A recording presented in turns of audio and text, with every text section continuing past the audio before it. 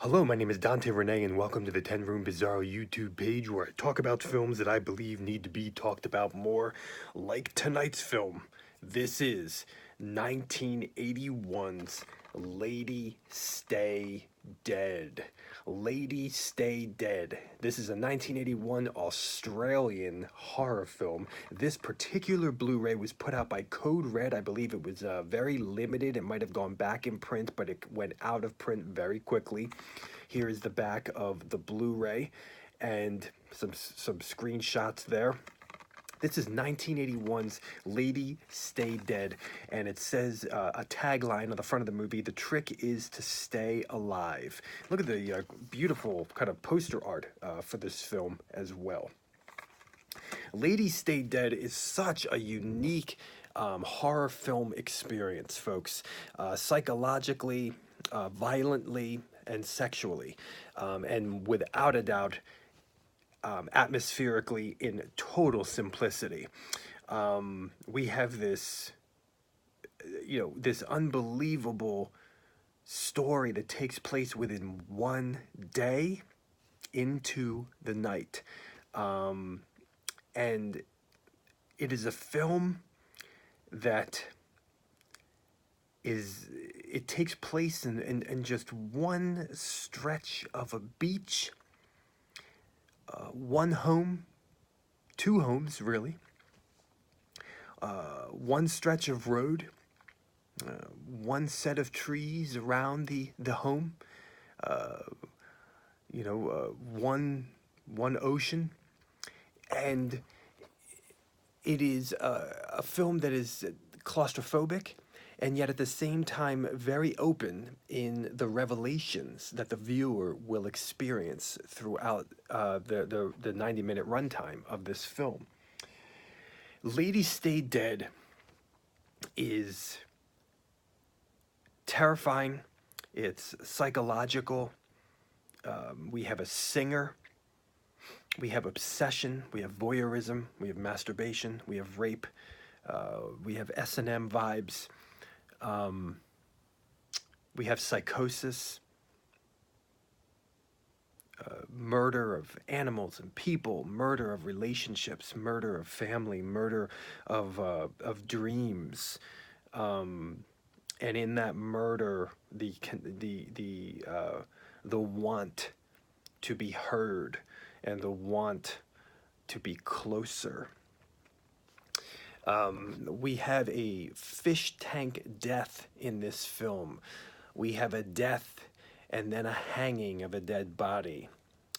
I don't want to give away too much in the film. There is a driving car where the driver is dead. There's poison. There's chainsaws and garden utensils.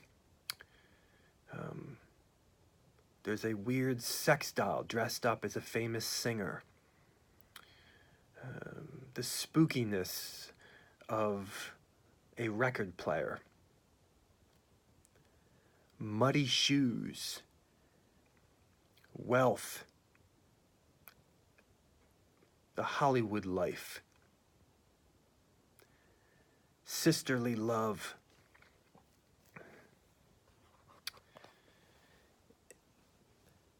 The revelations of secrets and mysteries. This is a film that truly scared me. Truly scared me with the camera work, truly scared me with the simplicity of the film. I'm going to say that again. So let's get into this movie here, Lady Stay Dead from 1981.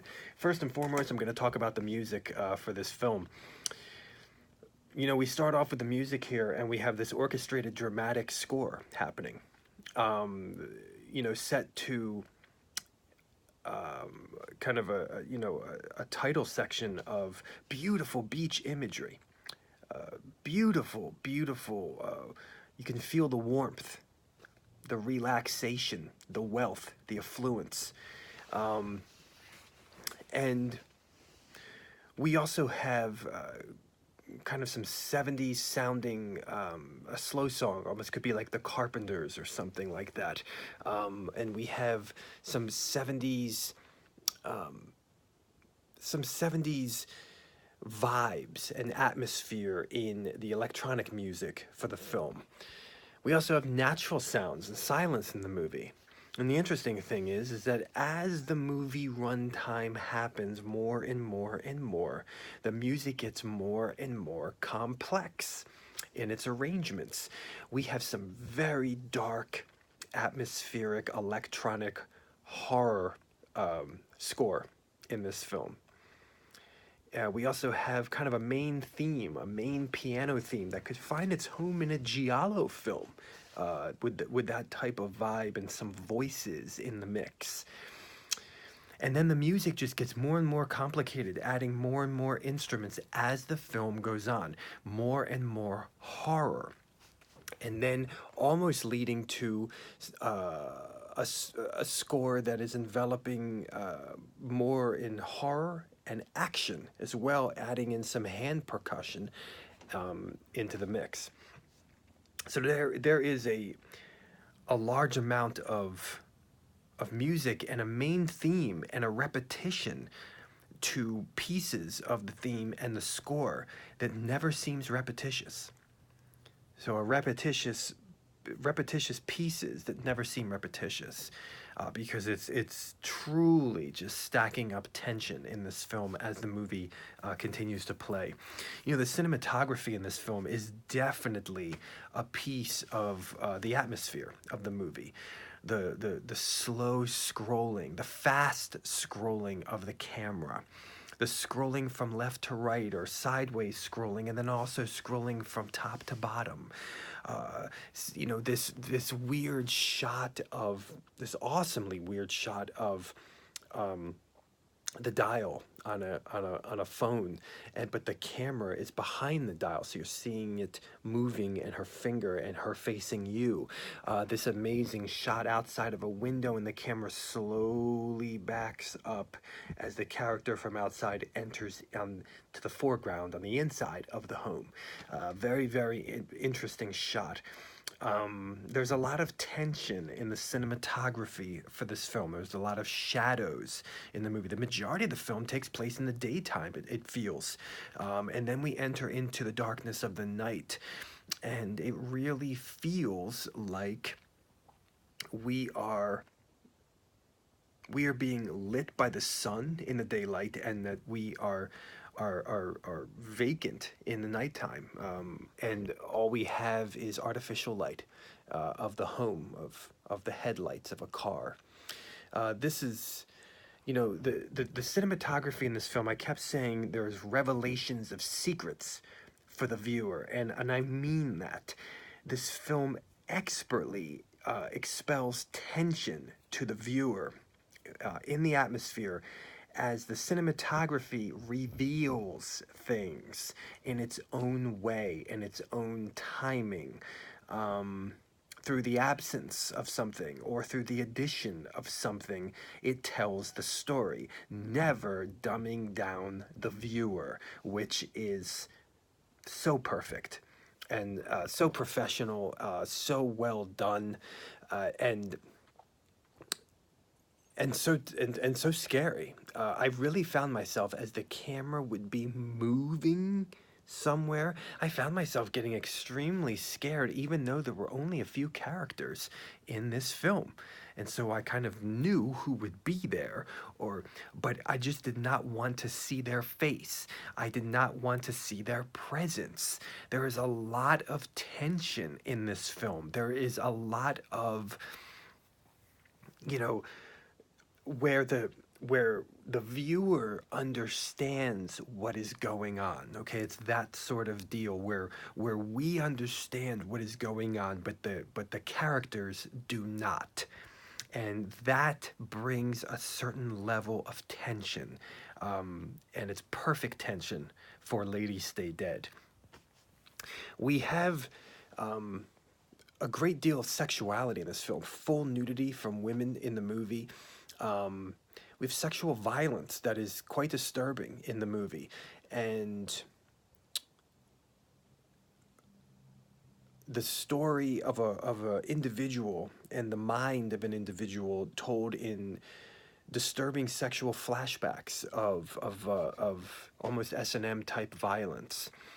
Um, I wanted to mention also that before I forget that the music in this film also at times reminded me of the music for Poltergeist 3, and also at times reminded me of the music uh, of Maniac with Joe Spinell, William Lustig's Maniac, which is interesting. If this film, is from 1981, I believe William Lustig's film is from 1981 also, and in a way, in a big way, Lady Stay Dead is a film um, like Maniac in that we are entering into the mind of psychosis, of a killer, of one who desires, one who kills for intimacy, confusion, psychosis. Um, Very, very scary, and a very unique character at that, as we are with this killer. Um, there is a quietness to him. There is expert communication from him that is very, very safe to the other characters and very well meaning. And then also eruptions that are not safe and that reveal much as well. Lady Stay Dead has a even masturbation, and I mean, obviously, there's nothing hardcore in this film or explicit, but it's, you know, I don't believe it would get an R. What's this right here? It does have an R. Well, this would be a pretty hard R. A pretty rough R, sexually speaking. In terms of violence, we have drowning and the after effects involving blood and an expert shot of a bloody shovel with flesh matter on it. The intent to harm is in this film. Um, the the mysterious placing of dead bodies and kind of you know these guys on motorcycles, and what place do they have in this film, and some really enduring violence in the film, where characters continue to endure violence when they might want to die, when they might not want to continue on, and that racks up the tension as well. This is a film that has incredible simplicity in just a few locations, just a few actors, and yet at the same time, it gets more and more complex as the film goes on. A 91-minute film that relies on the corners, the architecture of a beautiful, wealthy home on the beach, and a killer's mind, and it's fascinating, and it's so well done and creepy all at the same time. And the film gets more and more complex as it goes on, as we enter into the night sequences for Lady Stay Dead. Things really unravel, and there are some sucker punches in the ending of this film, and so well done. One of them almost reminded me of a scene in The Goonies, but amped up in a much more dark, horrific world, and I'm not going to say much more than that. It's really something special, this film, because it was expertly crafted that, okay, how could the running time of a film, the majority of the running time of the film, be tension? How could the majority of the running time of this film be very simple actions and almost extremely minimal dialogue, especially as the film begins? And we have a young actress and her older sister, both attractive, and there is the element of a of a starlet, as I mentioned, a Hollywood starlet, and we have all these elements mixed in here, and it brings something powerful, something potent, something unlike I've really seen before. And it gets crazier and crazier as the movie goes on in terms of action. So this is Lady Stay Dead. Um, wow, this is a wild one, and this is on Blu-ray for the first time ever. I've never heard of this film before, but yes, we do have really almost a 24-hour period in this movie, and a bit of a cat and mouse section of the film as well, involving police officers. We do have that in the mix, and total isolation. 1981's Lady Stay Dead. Thank you so much for watching the 10 Room Bizarro YouTube page, where I talk about films that I believe need to be talked about more, like 1981's Lady Stay Dead. Please feel free to check out my own personal films at Apartment 1014 Films just by Googling Apartment 1014 Films. Thank you so much, and good night.